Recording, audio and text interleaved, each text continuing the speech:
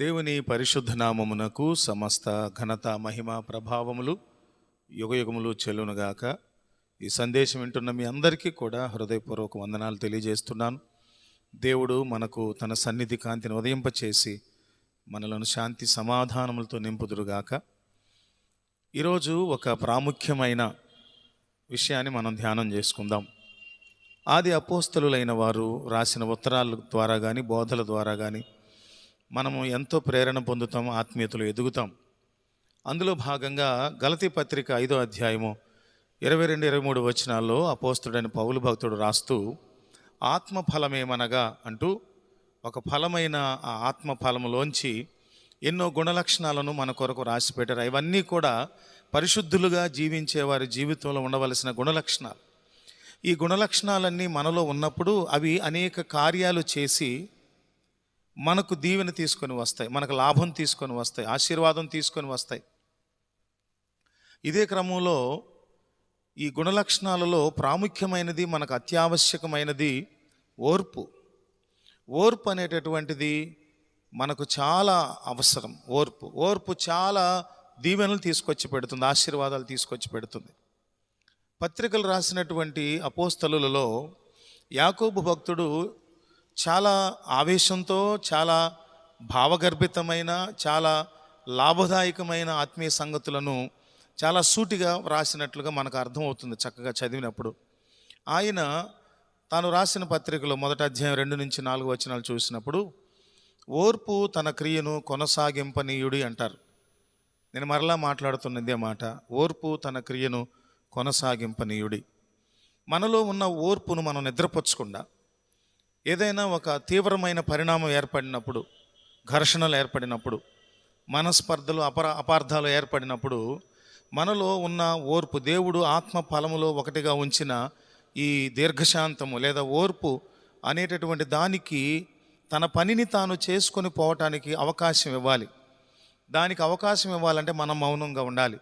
అప్పుడు దేవుడు ఉంచినటువంటి ఈ ఓర్పు అనేది మనకు శాంతిని, సమాధానాన్ని, సఖ్యతను, ఒకరికి ఎడల ఒకరికి అవగాహనను అనుగ్రహించేదిగా ఉంటుంది. అందుకనే దేవుడు మనలో ఉంచిన మంచి గుణలక్షణాలను, వాటి కార్యాలు, వాటిని చేసుకొనివ్వటానికి మనం అవకాశం ఇచ్చి మౌనంగా ఉండటం నేర్చుకోవాలి. అప్పుడు అనేక సమస్యలకు పరిష్కారాలు లభిస్తాయి. అందుకనే వాచ్ చేయటం, కనిపెట్టటం, దేవుని కొరకు కనిపెట్టటం, దేవుని మాట కొరకు కనిపెట్టటం, దేవుని రాకడ కొరకు కనిపెట్టటం మనము నిశ్చయంగా చేయవలసిన విషయం. కొన్ని సంగతులను పరిశీలనాత్మకంగా ధ్యానించినప్పుడు కొన్ని విషయాలు అర్థమయ్యాయి. అవేంటంటే, ఓర్పు ఒక సత్క్రియ, లేకపోతే ఒక గొప్ప వర్చ్యూ. అదే ఒక క్రైస్తవ ధర్మంగా, క్రైస్తవ క్రియగా మనం నేర్చుకోవాలి. ఓర్పు ఒక ధర్మం, మంచి ధర్మం. క్రైస్తవ దైవ సేవకులు, విశ్వాసులు, అనుభవజ్ఞులైన వారు అందరూ అనుసరించవలసిన ఒక లక్షణం. అందుకే patience is essential to experience God's best. దేవుని దగ్గర నుంచి మనం పొందుకుని అతి శ్రేష్టమైనవి మనకు లభించడానికి ఓర్పు చాలా ఉపయోగకరమైనటువంటిది. యెషయా గ్రంథము 40వ అధ్యాయము 31వ వచనం చూసినప్పుడు, వచనం అది అధ్యాయంలో చివరి వచనం, అందులో మనం చూసినప్పుడు ఈ అనుభవాన్ని చూడగలం మనం. యెహోవా కొరకు ఎదురు చూచువారు నూతన బలము పొంది నడిచిపోతారు అని చివరిలో చూస్తాం. అంతే, నూతన బలం పొందాలంటే ఎదురు చూడాలి. దేవుని కార్యాల కొరకు ఎదురు చూడాలి. దేవుని మనం అడిగిన విజ్ఞాపనలు మన జీవితంలో నెరవేర్చబడే వరకు ఓపికతో, సహనంతో ఎదురు చూడాలి. ఆ కష్టము, ఆ శ్రమ, ఆ ప్రతికూల పరిస్థితులైనా సరే మనం దేవుని కొరకు ఎదురు చూడాలి. అప్పుడు మనం నూతన బలం పొందుతామని మనందరికీ సుపరిచితమైన లేఖనాన్ని మనం జ్ఞాపకం చేసుకున్నాం ఈ సందర్భంగా. అంతేకాకుండా కీర్తనల గ్రంథంలో 27వ సంకీర్తన 14వ వచనంలో కానీ, 37వ అధ్యాయం 7వ వచనం కానీ, 40వ అధ్యాయము 1వ వచనం కానీ మనం చూసినప్పుడు యెహోవా కొరకు ఎప్పుడు కనిపెట్టుకొని ఉండాలి. యెహోవా ఎదుట మౌనముగా ఉండాలి. ఆయన మహాజ్ఞాని, అనంతజ్ఞాని, సర్వజ్ఞుడు, సర్వవ్యాపి అయిన దేవుడు. ఆయన ముందు తృణమాత్రులము, నరమాత్రులము, అంతలోనే పుట్టి అంతలోనే మాయమయ్యే నీటి బుడగ వంటి, ఆవిరి వంటి తృణమాత్రమైన బ్రతుకులు కలిగిన వాళ్ళం మనం. అందుకని ఆయన ఎదుట మౌనంగా ఉండాలి, ఆయన కొరకు కనిపెట్టాలి. మనకేం అవసరమో వాటిని ఆయా కాలంలో మన కొరకు సప్లై చేయగలిగిన బెస్ట్ ప్రొవైడర్ మనం సేవించే మన దేవుడు, తండ్రి అయిన దేవుడు. అందుకనే సహనంతో ఆలకించాలి, వినాలి, కనిపెట్టాలి. అప్పుడే మనం దీవించబడగలుగుతాం. మనుషులుగా ఓరిమి కలిగి ఉండటం చాలా కష్టతరమైన పని. ఏదైనా ఒక జవాబు కొరకు వెంటనే ఎదురు చూస్తాం, వెంటనే దొరికిపోవాలి సమస్యలకు పరిష్కారం అనుకుంటాం. అదేవిధంగా ఓర్పు బలానికి గుర్తు. Patience is a sign of strength. బలానికి గుర్తు. ఓర్పు కలిగిన వాడు బలవంతుడు, గొప్పవాడు. అంతేకాకుండా మనకు ఆత్మగౌరవాలు ఉంటాయి చాలా, జాతిపరంగా, కులపరంగా, పదవి పరంగా, విద్యపరంగా, ఆస్తుల పరంగా చాలామందికి ఆత్మగౌరవాలు కొన్ని ఉంటాయని చెప్తూ ఉంటారు. ఆ ఆత్మగౌరవాల కన్నా కూడా మనలో ఉండే ఓర్పు గొప్పది అంటున్నాడు.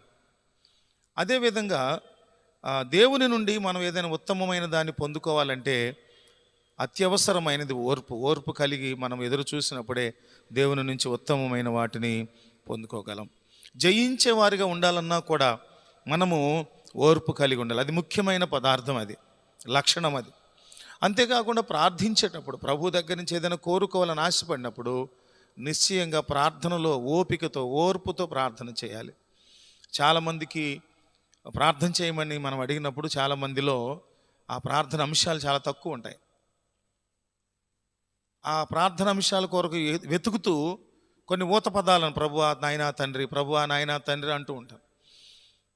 మనలో చక్కని ప్రార్థన చేయగలిగే సామర్థ్యం దేన్ని బట్టి వస్తుందంటే, సంఘం మీద, కుటుంబం మీద, రక్షింపబడనటువంటి వ్యక్తుల మీద, ఎంతో నశించిపోతున్నటువంటి అన్ని జనాంగం మీద భారం ఉన్నప్పుడు, రాష్ట్రం మీద భారం ఉన్నప్పుడు, దేశం మీద భారం ఉన్నప్పుడు, ప్రపంచ శాంతిని కాంక్షించే స్వభావం ఉన్నప్పుడు ఎన్నో వందల అంశాలు మన ప్రార్థనలో ఉంటాయి.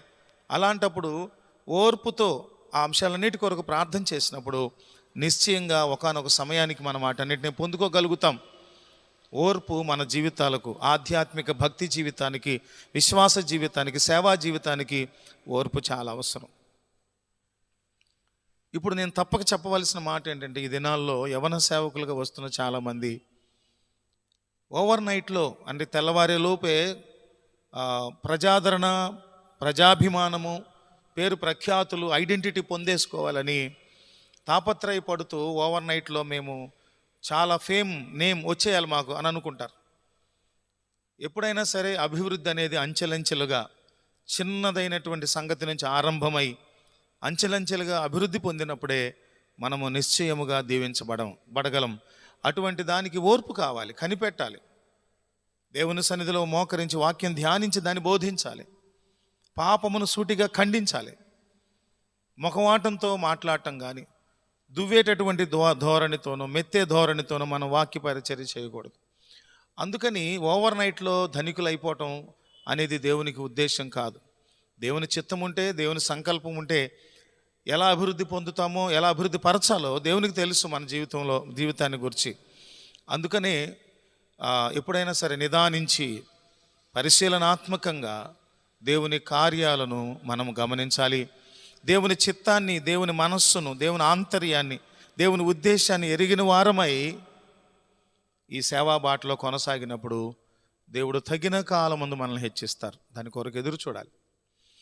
ఈ ఓర్పును గురించి పాత నిబంధన గ్రంథంలో కొన్ని వచనాలు మనము ధ్యానించినప్పుడు ఈ విషయమైన ఆత్మీయ బలం మనలో సమకూడుతుంది. సామెతల గ్రంథం 19వ అధ్యాయం 11వ వచనం చూస్తే, సుబుద్ధి లేదా మంచి బుద్ధి, దీర్ఘశాంతము, ఘనత, ఇవన్నీ కూడా మనకు ఓర్పు ద్వారానే వస్తాయని ఆ వాక్య సారాంశంగా మనకు అర్థమవుతుంది.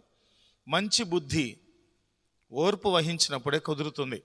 నేను ఒక విషయాన్ని ధ్యానించాను. అదేంటంటే, ఎప్పుడైనా ఒక తీవ్రమైన ఘర్షణ పరిణామం ఏర్పడినప్పుడు ఆ పరిణామాల్లో మనము ఓర్పు కలిగి, పేషెన్స్ కలిగి ఉండటం, అదే సమయంలో అండర్స్టాండింగ్, అవగాహన కలిగి ఉండటం అనే విషయాలు చూసినప్పుడు మనము ఓర్పు కలిగి ఉన్నప్పుడే ఆ సంఘర్షణ రేగటానికి, ఆ గొడవ రేగటానికి, లేకపోతే అపార్థాలు రేవటానికి, లేకపోతే వ్యక్తులలో అదుపు లేని భావోద్రేకాలు, కోపోద్రేకాలు రేగిపోవటానికి గల మూల కారణం ఏమిటో, మూల సమస్య ఏమిటో మనకు ఓర్పు వహించినప్పుడే తెలుస్తుంది. అందుకని ఎప్పుడూ కూడా తొందరపడకూడదు. మనం మాట్లాడే ప్రతి మాట కూడా అది పుటము వేయబడినదై ఉండాలి, ఉప్పు వేసినంత రుచికరంగా ఉండాలి. అనేక జీవితాలను నిర్మించేవిగా, పునర్నిర్మించేవిగా ఉండటం దేవుని ఉద్దేశం. అందుకనే ప్రభువారి ప్రతి మాట కూడా అనేక మందిని బతికించింది, అనేక మందిని స్వస్థపరిచింది, అనేక మంది బతుకులు మార్చబడటానికి ఉపయోగపడినాయి. అందుకనే దేవుని వలె, ప్రభువారి వలె మన మాట చాలా పద్ధతిగా, దేవునికి ఇష్టమైనదిగా, ప్రజలను కట్టేదిగా, వారి బ్రతుకులను పునర్నిర్మించేదిగా ఉండాలని కోరుతున్నారు. అదే సామెతల గ్రంథం 14:29 చూసినప్పుడు దీర్ఘశాంతం కలిగిన వాడు మహావివేకి అంటున్నాడు. మహావివేకి. ఈ సందర్భంగా జ్ఞానము, వివేకం అనే విషయాలు చూసినప్పుడు, జ్ఞానం అనేది అనేక సంగతులను తెలుసుకోవటం, క్రొత్త విషయాలను తెలుసుకోవటం, పరిస్థితులను గురించిన అవగాహన కలిగి ఉండటం జ్ఞానం అయితే, వివేకం అంటే ఏంటంటే ఏది మంచి, ఏది చెడ్డది, ఏది యోగ్యమైనది, ఏది అయోగ్యమైనది, ఏది సత్యమైనది, ఏది అసత్యమైనది, ఏది మాన్యమైనది, ఏది నశించిపోయేది అనేటటువంటి సంగతులు తెలుసుకోవటం వివేకం. మహావివేకి అంటే అర్థం ఏంటంటే దేవుని వలె, శరీరధారులుగా మనం ఉన్నప్పటికీ దేవుని వలె ఓర్పు కలిగి, సహనం కలిగి, దీర్ఘశాంతం కలిగి ఉండటం. అదేవిధంగా సామెతల గ్రంథంలోని 16:32 చూసినప్పుడు పరాక్రమశాలి కంటే దీర్ఘశాంతుడు శ్రేష్ఠుడు. 100 మందిని, 1000 మందిని హతం చేయగలిగిన భుజబలం, కండబలం, యుద్ధ నైపుణ్యం ఎంత ఉన్నప్పటికీ కూడా ఎప్పుడూ కూడా పరాక్రమశాలి కంటే దీర్ఘశాంతుడు గొప్పవాడనే స్వభావం మనలో ముద్రించబడాలి. దీర్ఘశాంతం కలిగిన వాడు గొప్పవాడు. వాడు సమాధానపరుస్తాడు ఇరు వర్గాలను, శాంతి కాముకుడుగా ఉంటాడు. అందుకనే కీర్తనకారుడు 37వ సంకీర్తనలో 7వ వచనంలో ఏమంటాడంటే, యెహోవా ఎదుట మౌనముగా ఉండి ఆయన కొరకు కనిపెట్టండి. నిమ్మళముగా, నిదానముగా ఉండడం నేర్చుకోవాలి. పరిస్థితులన్నిటినీ కనిపెట్టి చక్కగా ఓర్మితో పరిశీలనాత్మకంగా మనం చూసినప్పుడు అసలైన సమస్యలు తెలుస్తాయి. అపార్థాలు ఉండవు. ఎవరిలో తప్పు ఉందో, ఎవరిలో దోషం ఉందో, భేదం ఉందో మనకు అర్థమవుతుంది. అప్పుడు మనము అన్యాయపు తీర్పు చెప్పలేము. అనగా ఇది మీది తప్పు అని చెప్పలేము. ఎవరిది నిజంగా తప్పు, ఎవరిది నిజంగా ఒప్పో మనం చెప్పగలుగుతాం. దానికి ఓర్పు అవసరం. భార్యాభర్తలు అయిన వారు కాకముందు వివాహంలో ప్రమాణాలు చేసినప్పుడు ఎన్నో చెప్తారు, ఎన్నో చెప్పిస్తారు దైవజనులు. కానీ కాలక్రమంలో ఓర్పు లేక, సహనం లేక, తొందరపాటు మాటల ద్వారా అసహనానికి గురైపోయి కుటుంబాలు విచ్ఛిన్నమైపోయి చిన్నాభిన్నం అయిపోతున్నటువంటి పరిస్థితులను మనం చూస్తూ వచ్చాం. అందుకని కుటుంబాలు దీర్ఘకాలం నిలబడి ఆదర్శవంతంగా ఉండాలన్నా, తల్లిదండ్రులు బిడ్డల మధ్య సమాధానం కలగాలన్నా, అక్క చెల్లెండ్రు అన్నదమ్ముల మధ్య సమాధానం ఉండాలన్నా, ప్రేమల ఆప్యాయతలు అనురాగాలు కొనసాగాలన్నా, సహవాసంలో సంఘములో విశ్వాసుల మధ్య, దైవ సేవకులకు విశ్వాసులకు మధ్య సమాధానం కొనసాగాలన్నా, ఐక్యత కలగాలన్నా ఓర్పు చాలా ప్రాముఖ్యమైనదని గుర్తుపెట్టుకోవాలి. నిర్గమకాండం చూసినప్పుడు 34:6-7 దేవుడు కనికరము, దయా, దీర్ఘశాంతము, విస్తారమైన కృపా సత్యములు కలిగిన దేవుడు. 7వ వచనంలో చూసినప్పుడు కృపా సత్యములు గల దేవుడు ఆయన. అందుకని ఎప్పుడూ కూడా దేవుడు కనికరం కలిగిన వాడు, దీర్ఘశాంతం కలిగిన వాడు. మనం కూడా ఆయన స్వభావమును కలిగి ఉన్నప్పుడు మనము నిర్మాణాత్మకమైనటువంటి అనేక క్రైస్తవ జీవితాలను కట్టగలం. ఇక్కడ మనం గమనించినప్పుడు చాలాసార్లు ఓర్పు వహించు అని మన స్నేహితులకు, తల్లిదండ్రులకు, అన్నదమ్ములకు, అక్క చెల్లెలకు చెప్పినప్పుడు వాళ్ళు పలానా వాడు ఓర్పుగా లేడుగా, అక్క లేదుగా ఓర్పుగా, అన్న లేడుగా ఓర్పుగా, ఈ సంఘ నాయకుడు లేడుగా ఓర్పుగా, ప్రజలను పాలించడానికే ప్రజల చేత ఎన్నుకోబడినటువంటి ప్రజాప్రతినిధులు ఓర్పుగా లేరుగా, నేను ఎందుకు ఉండాలని పోల్చుకుంటూ సహనం నశించిపోయిన వారుగా చాలామంది ఉంటారు. నేను అంటున్నాను, మనం ఓర్పు పెంపొందింపజేసుకోవడానికి, ఓర్పు కలిగి స్థిరులుగా ఉండటానికి, దీర్ఘశాంతం అనే లక్షణాన్ని మన జీవితంలో పెంపొందింపజేసుకోవడానికి మాదిరి ఎగ్జాంపుల్ దేవుణ్ణి పెట్టుకోవాలి, ప్రభువుని పెట్టుకోవాలి. మనుషులు ఎప్పుడూ కూడా దీర్ఘశాంతంతో ఉండటానికి ఇష్టపడరు. ఒకానొక్కటి దినాలు వేరేగా ఉంటాయేమో కానీ ఇప్పటి దినాలు, సాంకేతికత పెరిగిపోయిన దినాలు, ఎంతో జ్ఞానం పెరిగిపోయిన దినాలు, ఎంతో ఒత్తిడితో కూడినటువంటి బిజీ స్కెడ్యూల్స్లో బతికేటటువంటి దినాల్లో మనం గమనించినప్పుడు మనుషులలో ఓర్పు సహనం నశించిపోతూ ఉన్నాయి. ఈ సాఫ్ట్వేర్ జాబులు చూసినప్పుడు రాత్రి అంతా మేలుకొని ఉండి వర్కులు చేసినప్పుడు పగలు అసహనం పెరిగిపోతుంది, రకరకాలైన జబ్బులు ఏర్పడిపోతూ ఉంటాయి. అందుకనే మరి ఓర్పు చాలా అవసరమని గుర్తుపెట్టుకుందాం. క్రొత్త నిబంధనలో కూడా గమనించినప్పుడు పేతురు భక్తుడు తాను రాసిన 2వ ఉత్తరంలో అంటారు, 3వ అధ్యాయము 9వ వచనంలో, వాగ్దానమును నెరవేర్చే విషయంలో దేవుడు దీర్ఘశాంతుడు.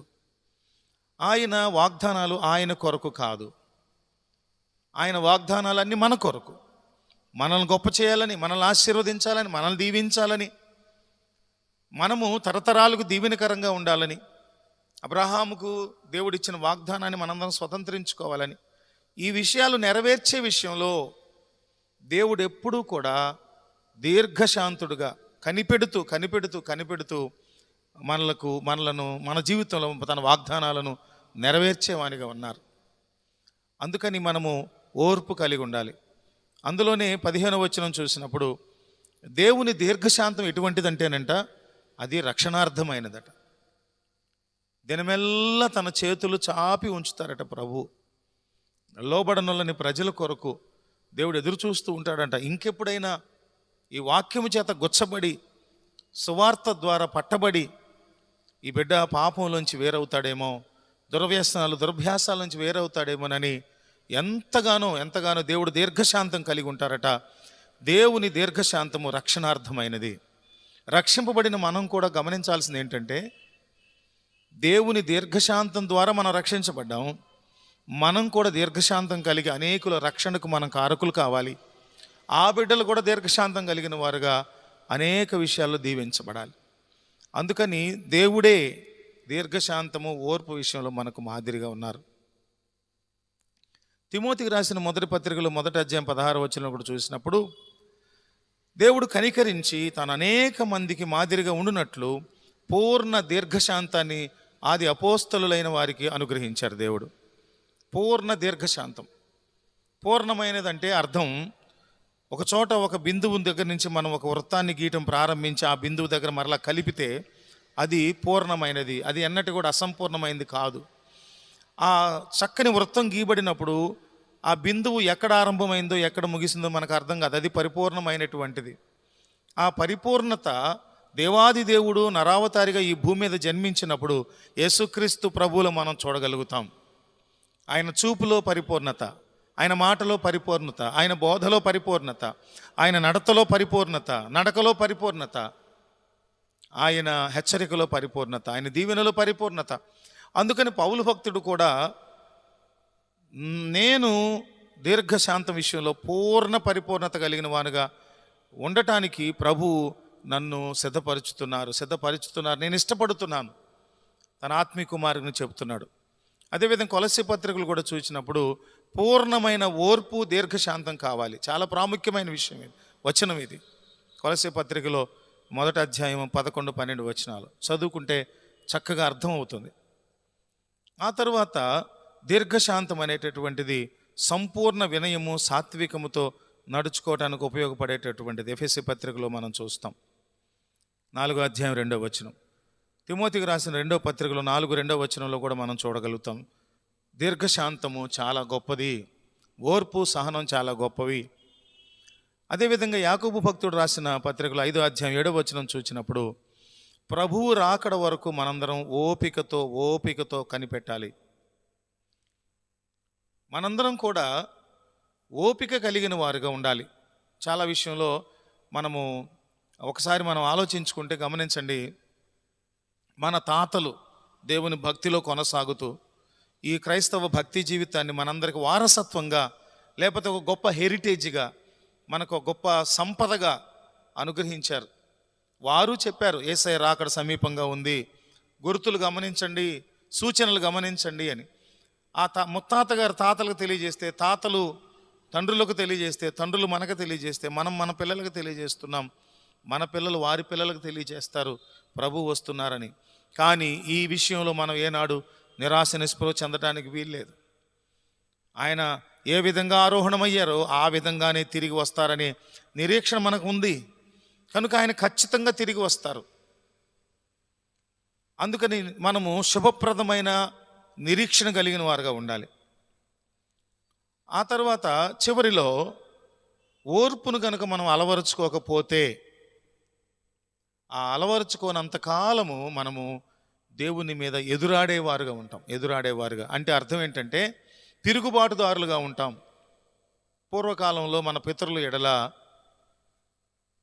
మనం చూసినప్పుడు దేవుడు ఎంతో ప్రేమామయుడుగా ఉన్నారు. వారి బాగోగులన్నింటినీ కనిపెట్టిన వారుగా ఉన్నారు. ఎప్పుడెప్పుడు ఏం అవసరమో వాటన్నిటిని అనుగ్రహించిన దేవుడు అయి ఉన్నారు.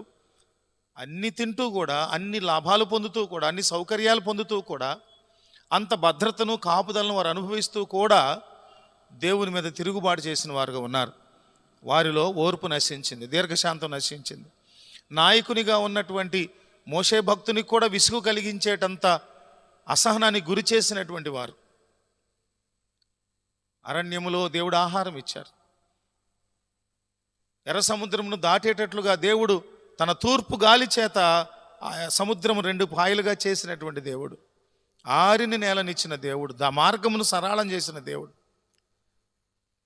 తిరుగుబాటు మారు మనసు పొందకుండా ఎప్పుడు తిరుగుబాటు చేస్తూ ఉన్నారు. అటువంటి వారినట సాత్వికముతో శిక్షించాలి. సత్వగుణం అనేటటువంటిది ఎప్పుడు మనకు అలవడుతుందంటే దేవుని వాక్యమును మన హృదయంలో ఒక నిధిగా స్టోర్ చేసుకోవాలి. అలా చేసుకున్నప్పుడు మనం ఎప్పుడైనా తలంపుల్లో, క్రియల్లో శోధింపబడుతూ ఒకవేళ అటు ఇటు డోలాయమానంగా ఊగే పరిస్థితి వస్తే, తొట్టిల్లబోయే పరిస్థితి ఒకవేళ వస్తే, మనలో ఉన్న వాక్యము దావీదు భక్తుని అనుభవం లాగా, నీ వాక్యము నా పాదములకు దీపమును, నా త్రోవకు వెలుగుగా ఉన్నది అన్నట్లుగా, ఆ వాక్యము మనలో ఎంత స్టోర్ ఉంటే అంత మనం సాత్వికులుగా ఉంటాం. మోషే గురించి కానీ, లేకపోతే మోషే భక్తుని గురించి కానీ, అబ్రహాము భక్తుని గురించి కానీ, నోవహు భక్తుని గురించి కానీ, ఇలా దైవజనులు జీవితాల్లో దేవుని కార్యాలు జరిగే విషయంలో ఎంతో ఓర్పు వహించిన వారుగా ఉన్నాం. నోవహు భక్తుడు 120 సంవత్సరాలు అక్కడ ప్రజలకు బోధించారు సువార్తను. దేవుడు జలప్రళయం రప్పిస్తారు, నశింపజేయబోతున్నారని చెప్పారు, వినలేదు. హనోకు 300 సంవత్సరాలు దేవుడితో నడిచారట. ఎంత గొప్ప సంగతి! ఆయన నడుస్తూ దేవునితో వెళ్ళిపోయేసరికి చూస్తే పరలోకంలో ఉన్నారట. ఓర్పు తన క్రియను కొనసాగింప చేయాలంటున్నాడు యాకోబు భక్తుడు. తిమోతికి రాసిన 2వ పత్రికలో 2వ అధ్యాయం 24-26 వచనంలో, ఓర్పు లేకపోతే మనం ఎదురాడేవారుగానే ఉంటాం, తిరుగుబాటుదారులుగా ఉంటాం. దేవుడు మనలో ఆ స్వభావాన్ని తీసివేయడానికి ఎన్నో ప్రయత్నాలు చేస్తూ వస్తారు. ఎన్నో మార్లు హెచ్చరిక చేస్తారు. ఎన్నో మార్లు మనకు డిసిప్లినరీ యాక్షన్స్ తీసుకుంటారు, క్రమశిక్షణ చర్యలు.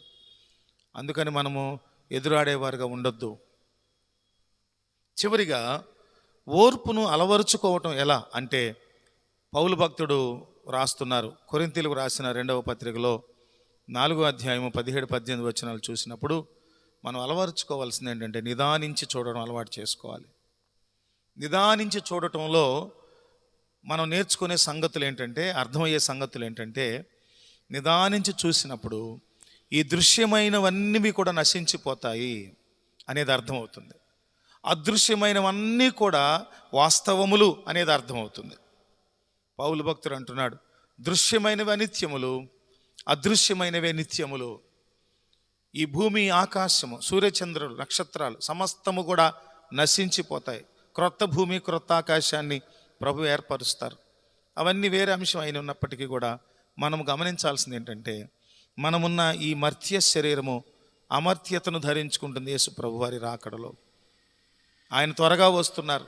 తరతరాలుగా తండ్రులు, తాతలు, ముత్తాతలు చెప్పినప్పటికీ కూడా ఆయన వచ్చుచున్నవాడు ఆలస్యము చేయక త్వరగా వస్తారు, మరణాత. అందువల్ల మనందరం కూడా నిదానించి చూడటం నేర్చుకోవాలి. అరణ్యములో ఇత్తడి సర్పమును ఎత్తి దాన్ని నిదానించి చూసినప్పుడు వారందరూ రక్షించబడినట్లుగా మనము సిలువను చూడాలి. సిలువలు ఆకాశానికి భూమికి మధ్య 3 మేకులతో ఎలాడుతున్న యేసుక్రీస్తు ప్రభు వారిని నిదానించి చూడటం నేర్చుకోవాలి. ఆయన నిదానించి చూసినప్పుడు మనలో ఉన్నటువంటి చీకటంతా బయటికి వెళ్ళిపోతుంది. నిదానించి చూసినప్పుడు మన కొరకు చిందించిన రక్తపు విలువ తెలుస్తుంది. మన కొరకే దెబ్బలు తిన్న శరీరము మన జ్ఞాపకం వస్తుంది. అందుకనే నిదానించి చూసినప్పుడు మనకు దృశ్యమైనవి అనిత్యములుగా మనకు తెలుస్తాయి, అదృశ్యమైనవి నిత్యములుగా తెలుస్తాయి. పునాదులు గల పట్టణం మన కొరకు సిద్ధపరచబడుతుంది, బడింది. మనందరం వెళ్ళాలి అక్కడికి. క్రైస్తవ పరమావధి, జీవిత పరమావధి అదే. దైవజనులైన వారు సంఘాన్ని పరిశుద్ధ అలంకారాలతో సిద్ధపరుస్తూ, ఆత్మీయ అలంకారాలతో సిద్ధపరుస్తూ ఉన్నది ఎందుకనంటే, రెండవ రాకడలో క్రీస్తు ప్రభువారిని ఎదుర్కోవటానికి కావలసిన ఆ సిద్ధపాటు, ఆత్మీయ సిద్ధపాటు, అలంకరణ కలగటానికి. అందుకనే మనందరం నిదానించి చూస్తూ ఓర్పు కలిగిన వారుగా మనం ఉండటానికి సిద్ధపడాలి, ఇష్టపడాలి. అందుకనే కుటుంబాల్లో, వ్యక్తి జీవితంలో, సంఘంలో, సమాజాలలో, దేశంలో, ప్రపంచంలో ఓర్పు కావాలి. ఇప్పటికీ ఇజ్రాయెల్ దేశం యుద్ధాల్లో, ఉక్రెయిన్ రష్యా దేశం యుద్ధాల్లో యుద్ధము అనేది ఎప్పటికీ క్షేమం కాదు. ఓర్పు యుద్ధాలను ఆపుతుంది, ఓర్పు ఘర్షణలను ఆపుతుంది. ఓర్పు మనందరం కూడా దేవునికి ఇష్టలగునట్లు సహాయం చేస్తుంది. ఓర్పు కలిగిన వ్యక్తి గొప్ప వీరునిగా ఉంటాడు, ధీరునిగా ఉంటాడు. ఓర్పు కలిగిన వ్యక్తి మహావివేకిగా ఉంటాడు. దీర్ఘశాంతం కలిగిన వ్యక్తి ఘనత పొందుతాడు. ఇవన్నిటిని మనం గమనించినప్పుడు మనలో ఓర్పు, సహనము నిశ్చయముగా అలవరుచుకోవాల్సిన వారుగా మనం ఉన్నాం. ప్రభు సన్నిధిలో అడుగుదాం, ప్రభువా, మీరుంచిన ఆత్మ ఫలములో ఉన్న విభాగాలు, ఆ స్వభావాలు, వీటన్నిటినీ నేను అలవరుచుకుని నాలో నేను స్థాపించుకుని హృదయంలో భద్రపరుచుకున్నప్పుడు వాటికి కార్యం చేయటానికి, వాటి క్రియను అవి చేసేదానికి నేను అనుమతిస్తాను. అదేవిధంగా యాకోబు భక్తుడు కోరినట్లుగా ఓర్పు తన క్రియను కొనసాగింప చేయనివ్వండి అన్నట్లుగా యాకోబు భక్తుడు కూడా ఆ 1వ అధ్యాయం 1వ వచనంలో చెదిరిపోయిన ఇశ్రాయేలు 12 గోత్రముల వారికి సువార్త ప్రకటించడం కొరకు ఆయన ఎంత ఓర్పు వహించారో, ఆది అపోస్తలులు పునరుత్థానాన్ని ప్రకటించే విషయంలో వారికి హింసలు ఎదురైన, శ్రమలు ఎదురైన, కష్టాలు ఎదురైన, కరువైన, వస్త్రహీనత అయినా, అనేక ప్రమాదాలైన, ప్రాణాపాయ పరిస్థితులైన, సంకట పరిస్థితులైనా వారు ఓరిమి వహించిన వారుగా ఉన్నారు. అపోస్తుడైన పౌలు భక్తుడు ఓరిమికి ఉదాహరణ. అందుకనే మనందరం కూడా దేవునికి ఇష్టలుగా ఉండున్నట్లు ఓర్పు కలిగి ఉందాం. ఓర్పు తన క్రియను మన జీవితంలో చేయటానికి మనం అనుమతిద్దాం. అప్పుడు దేవుడు ఆ ఓర్పు ద్వారా మనలను గొప్పవారిగా చేస్తారు, మనల్ని దీవిస్తారు, మనల్ని ఆశీర్వదిస్తారు. దేవుడు మనందరి జీవితాలలో ఓర్పును స్థాపించి మనలను ఆయనకి ఇష్టలుగా మలుచుదురుగాక. ప్రార్థన చేసుకుందాం. పరిశుద్ధుడైన మా తండ్రి, మేము ఓర్పు కలిగి జీవించాలని, ఓర్పు తన క్రియ చేయటానికి మేము అనుమతిస్తే మేము శాంతిని స్థాపించువారుగా ఉంటామని, మహావివేకులుగా ఉంటామని, సమాధాన బలం కలిగిన వారుగా ఉంటామని, నిమ్మళంగా నిదానంగా ఉంటామని, ఎదురు చూచేవారుగా ఉంటామని, కనిపెట్టేవారుగా ఉంటామని మాతో మాట్లాడినందుకు మీకు వందనాలు నాయన. అట్టి ఓరిమి కలిగి మేము ఈ సహవాసాలలో, సంఘములో, కుటుంబంలో మాదిరికరమైన బిడ్డలుగా అభివృద్ధిని, ఉజ్జీవాన్ని, పరిశుద్ధతను కొనసాగింపు చేసే పాత్రలుగా నన్ను, మమ్మల్ని వాడుకోనమని మీకు అప్పగించుకుంటూ యేసయ్య శ్రేష్ఠ నామములో ప్రార్థించి స్తుతించి వేడుకొనుచున్నాము తండ్రి. ఆమెన్. త్రియైక దేవుని కృప మనందరికీ తోడయుండునుగాక. ఆమెన్.